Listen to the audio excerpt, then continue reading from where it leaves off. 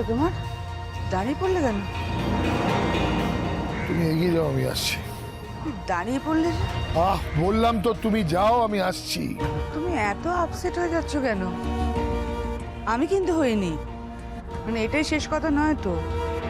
এরপর আমরা বড় কোর্টে যাব, ওকে আমরা কিছুতেই জিততে দেব না। আর সেই কোর্টে যতই কান্নাকাটি করুক, তাদের মন গলাতে পারবে না। ওই বাড়ি থেকে ওকে উৎখাত করে তবেই ছাড়বো। ওই বাড়ি আমাদের, এটা আমারও জীবনের চ্যালেঞ্জ।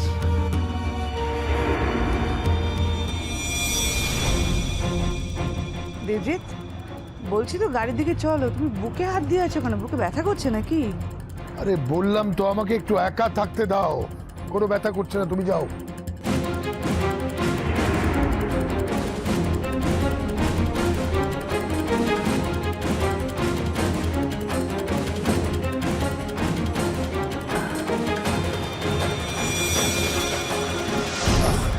দেবজিৎ, কি হলো দেবজিৎ? তুমি বসে পড়লে যে?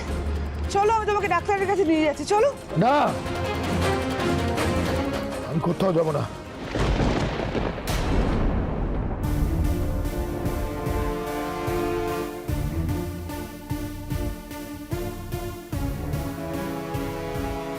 এই তো দিদি ভাই, কি হলো বৌদি?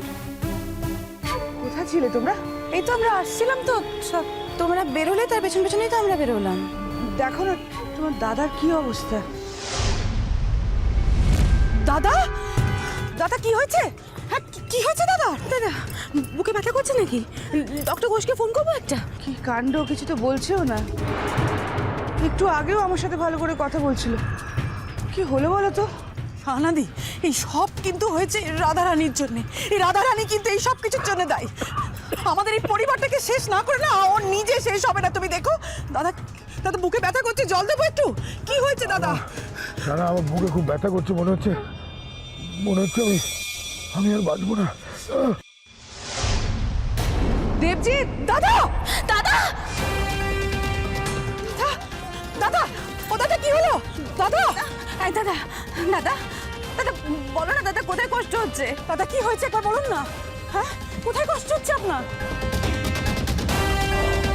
দেবজিৎ, দেবজিৎ।